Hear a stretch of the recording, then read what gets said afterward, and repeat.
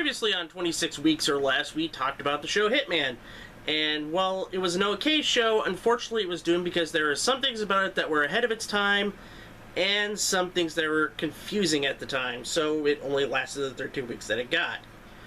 Now, let's talk about its sister show, which premiered on the same day and also got canceled at the same day.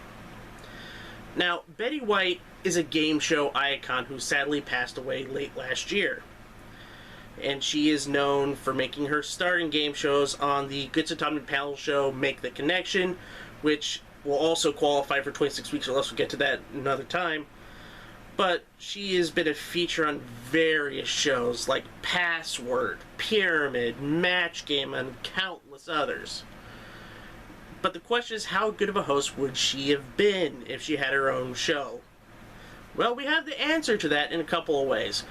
One of them was she actually hosted a week of Password in 1975 while Alan Ludden was actually playing the game. But the one we're going to focus on right now is the 1983 show Just Men. It's the most unusual talk show in television. This is Miss Melinda Phillips, a waitress from Gorbelinda, California. This is Mrs. Pam McCormick, a product distributor from Taft, California. And from Chips, First Penn Hall. From the LA Dodgers, Dusty Baker.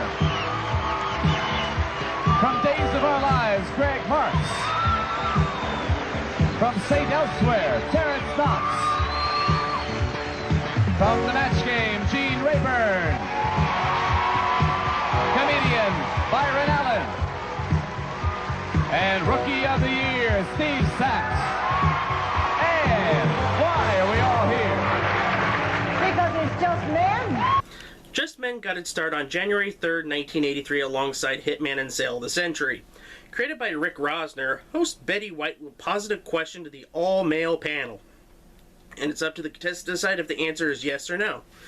The winning contestant will have a shot to win a brand new Ford Mustang. It's a simple concept, was open to a lot of interesting answers.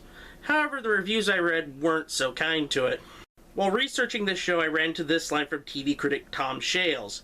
He quips, "Just Men is the litmus test for people who think the TV show that can make them physically ill hasn't been invented yet." Man, that is harsh. For such a little show like this, and especially in a post-Super Train, Pink Lady and Jeff, and My Mother the Car world, this is the show that makes you physically ill? Okay. Well, let's take a look at the show, but first we must take a look at host du jour, Betty White. And I'm your very lucky hostess, Betty White. Thank you. Thanks so much, but save some of that, because we've got some good stuff coming up. Betty White has been doing game shows since the mid-1950s when she was a panelist on Make the Connection. Ever since then, she's been a light on any show that she was a panelist or guest on. Such is the case with Just Men. Her kind personality allowed her to make the all-male panel let down their guard and be free to talk about the crazy subject matter the show would come up with. With this type of show, that is exactly what you need in the host. And that's why she's one of the best game show personalities of all time. Her caring, loving nature helps make shows better. She actively roots for the contestants and wants them to do well. What more do you want in a host? So, in my opinion so far, Tom Shales is dead wrong. As usual. So now let's talk about the game itself. At the start of the show, Betty pulls out the key that would start the car and mixes it with 6 other dummy keys. Once they are mixed up via a bevy of slides, each key is placed with each of the 7 male celebrities on a hook right behind them. Then, the game starts with the first topic and a situation is read by Betty, sometimes with the men doing various tasks at the same time. The first one has the 2 contestants searching for those that said yes beforehand. The contestants then ask any celebrity they want to question from the list that has been pre-made right in front of them. After about 3 questions or so, the contestant then must pick a celebrity that said yes. If they are right, they get that celebrity's key. If they are wrong, then that key goes out of play for that round. The game ends when 2 yes answers are found, or if each contestant has had 2 guesses. The format is pretty simple to grasp, but the true draw of the show is the answers the celebrities provide to the questions asked by the contestants. Mixing the right question along with Betty's prodding would lead to some pretty great moments. However, the show feels like more of a vehicle for Betty. I don't think the show works with somebody who found as charming as her. The second round is the same as before, except for a couple of differences.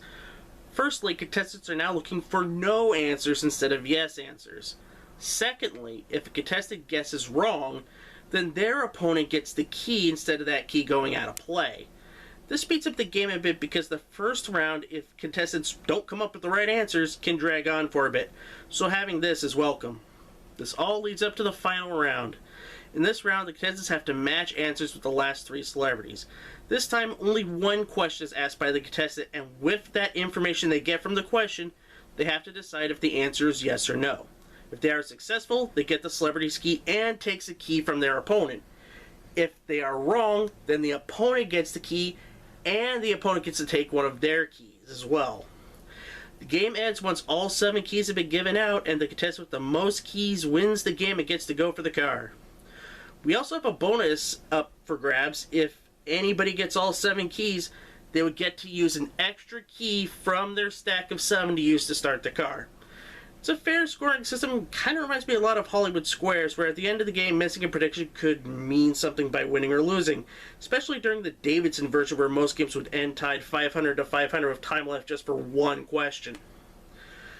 The bonus game has the celebrity try to start the car a la Tom Kennedy's version of Split Second. The champion picks one of the keys they won in the front game and tries to start the car. If successful, they retire undefeated with the car. If not, then the actual key is revealed by a producer who tested the keys beforehand, and that key unlocks the trunk where the champion wins a nice consolation prize, which usually was a trip or a full array of appliances or electronics for the home. Also, if the champ does win again, they get to pick one additional key for each time that they win. So if they win 7 games, or if they win 6 and win all 7 keys, they win the car automatically. I do have one problem with this game, and it's a big one. A contestant might not actually be able to win the car at all in some cases. Since they could only choose from the keys they won in the front game, that means it's likely that one of the losers' captured keys would have started the car. So, if the champion had gotten to pick all of the keys that they have won, they wouldn't have been able to win because the winning key was technically out of play. So it's pretty flawed there. It would have been fine if keys were meant to be scored and they weren't got to pick from any of the 7. That, to me, would have been better. There's one more thing I do want to touch on, and the fact is Just Men and all of its trappings actually was the setup for another show that would take place and would have a much longer run. A lot of traits you saw in Just Men would be carried over to Rick Rosner's second game show, the John Davidson version of Hollywood Squares. On Fridays, Just Men's panel would all wear members-only jackets adorned with the show's logo. The same would take place for the first 2 seasons of Hollywood Squares, while the 3rd season had specialized shirts from Sears. The card game is done in the same style, but going back to Tom Kennedy's split-second variety. The big one would be the demonstrative questions. As some of Just Men's questions had the celebs try to do stuff and get to the point of the question, Squares would do the same.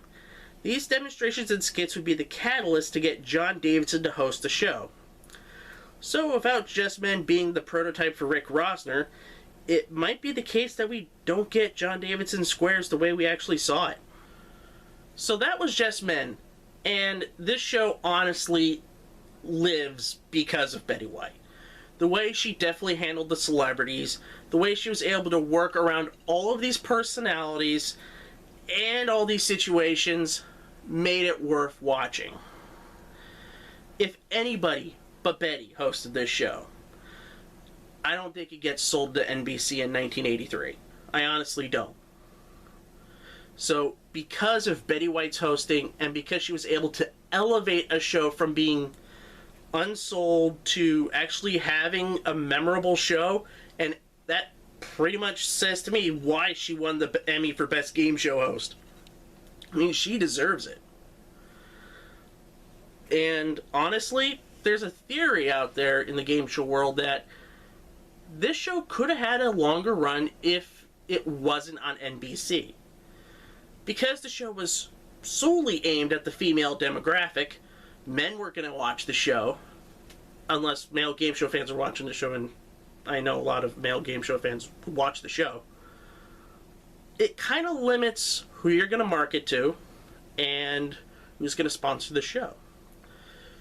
So, a prevailing theory is maybe a few years after the NBC version, you could have sold the show to Lifetime.